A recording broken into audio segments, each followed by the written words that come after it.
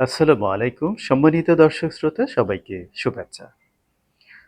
পাকিস্তানের রক্ষণশীল সমাজের একজন এতিম নারী মাত্র ৩৫ বছরের আয়েশা ফারুক ভারতের প্রধানমন্ত্রী মিস্টার নরেন্দ্র মোদীর দুটি কান কেটে নিতে সময় নিয়েছেন মাত্র ২৭ সেকেন্ড। সেই গল্পই বলতে চাই। তার আগে আপনারা জেনে থাকবেন, গ্রামে একটি কথা আছে যে এক কান কাটা মানুষ রাস্তার এক ধার দিয়ে চলে, আর দু কান কাটা মানুষ চলে রাস্তার মাঝখান দিয়ে। অর্থাৎ এক কান কাটা মানুষ এই ভেবে রাস্তার এক পাশে চলে যে তার কানটি দেখে ফেলতে পারে, এতে তার লজ্জাহানি হতে পারে। আর দু কান কাটা সে মনে করে আমার আর হারাবার কিছুই নেই, ফলে আমি রাস্তার মাঝখান দিয়ে চলবো। ভারতের প্রধানমন্ত্রী নরেন্দ্র মোদীর দশক হয়েছে, তাই আপনারা জেনে থাকবেন আহ, যুদ্ধে হেরে যাবার পর মোদী এখন উদ্ভ্রান্তের মতো কথাবার্তা বলছেন, মিথ্যার বেসাতি করছেন। তিনি বলছেন আহ, ভারতের আক্রমণের ভয়ে, অপারেশন সিঁদুরের ভয়ে পাকিস্তান নাকি আমেরিকার শরণাপন্ন হয়েছে যুদ্ধবিরতির জন্য। এর চেয়ে হাস্যকর, এর চেয়ে লজ্জাকর কথা এই শতাব্দীতে আর কি হতে পারে, সত্যি আমি জানি না।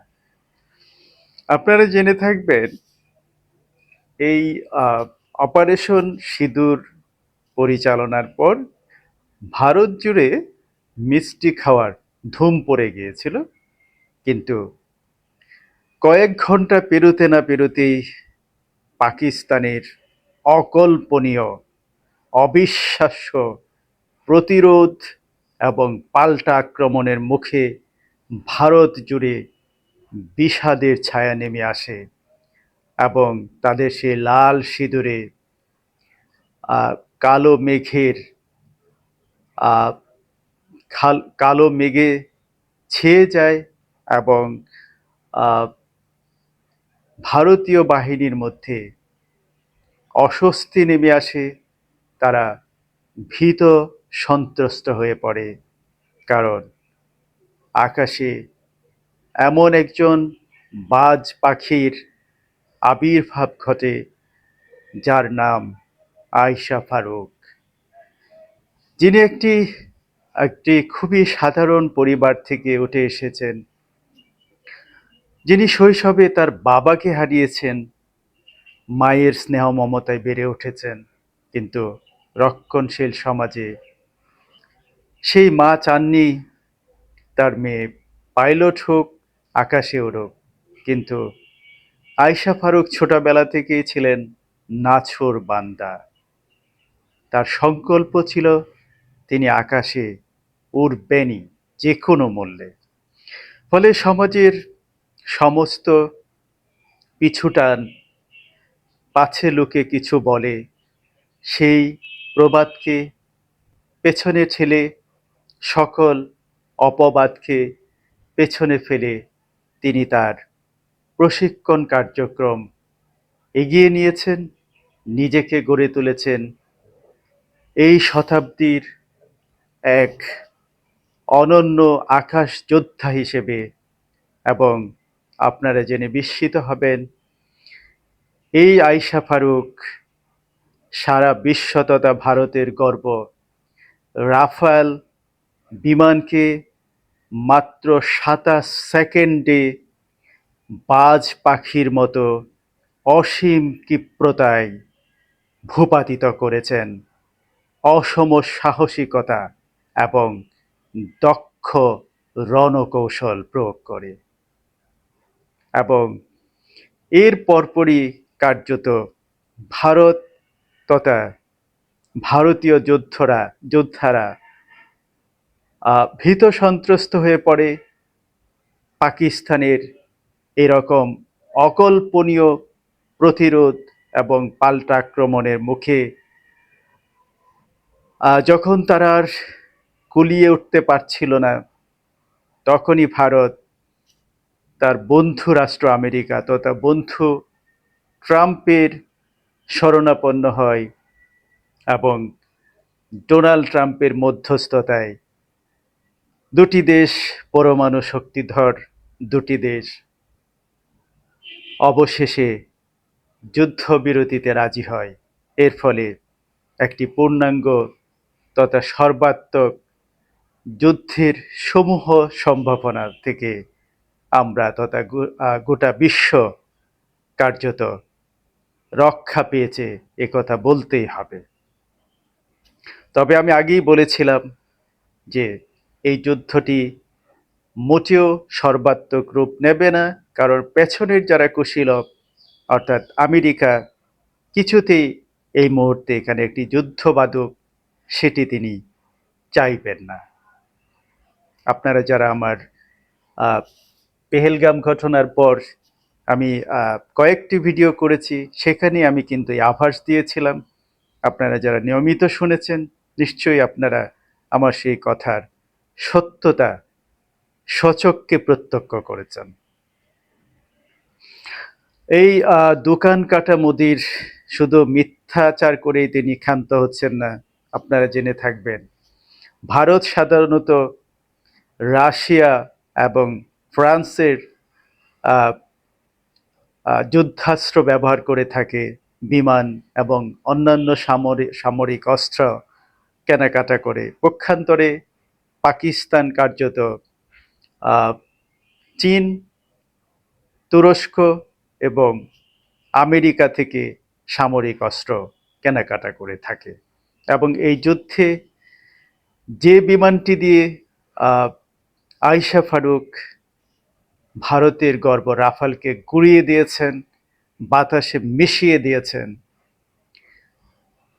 সেই বিমানটি ছিল চীনের তৈরি J-10, অর্থাৎ চীনা অত্যাধুনিক যুদ্ধ বিমান J-10 ব্যবহার করে আয়েশা ফারুক ফ্রান্সের তৈরি রাফালকে মাটিতে মিশিয়ে দিয়েছেন। এবং তুরস্কের ড্রোন, অত্যাধুনিক ড্রোন ব্যবহার করে ভারতের আকাশ প্রতিরক্ষা ব্যবস্থাকে তছনছ করে দিয়েছেন, কার্যত চুরমার করে দিয়েছেন। এর ফলে এই দুই কান কাটা মোদি এখন চীন এবং তুরস্কের সরকারি যে এক্স অ্যাকাউন্ট আছে, সেটি ভারতে অ্যাকাউন্টটি বন্ধ করে দিয়েছেন। অর্থাৎ ভারতে তুরস্ক এবং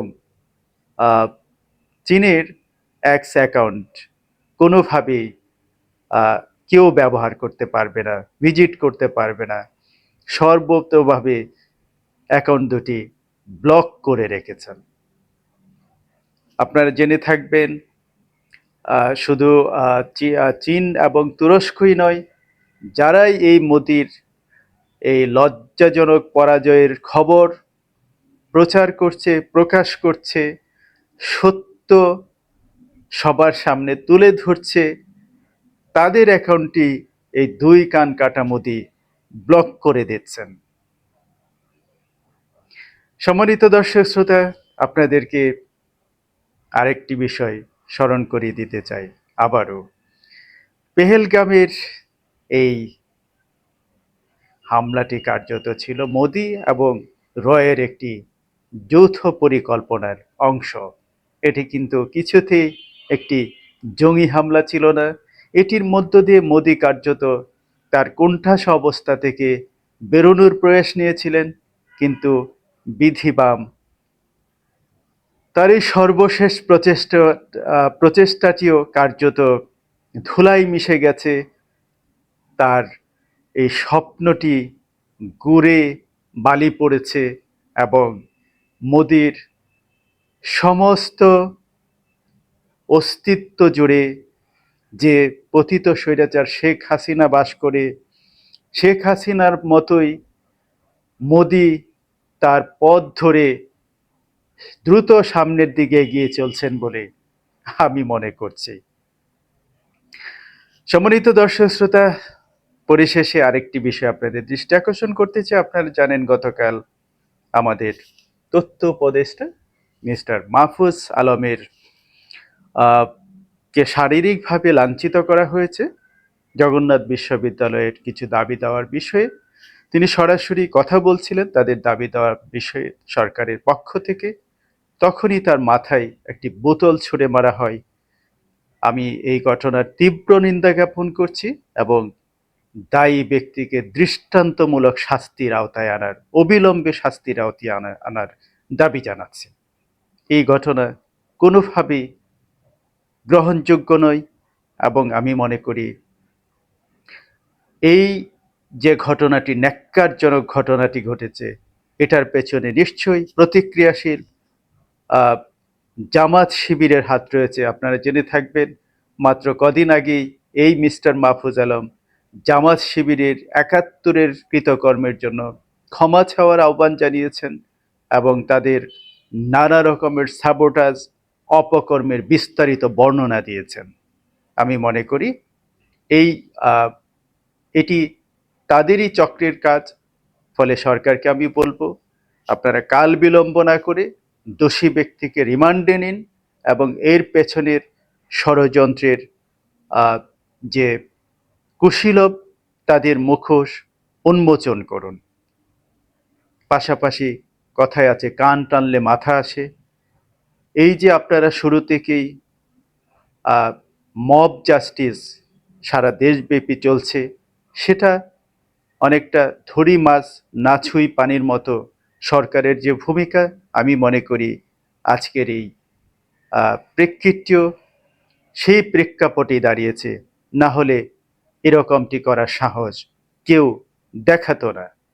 সুতরাং সরকারকে আমি বলতে চাই, এখনো সময় ফুরিয়ে যায়নি, আপনারা সঠিক পথে ফিরে আসুন।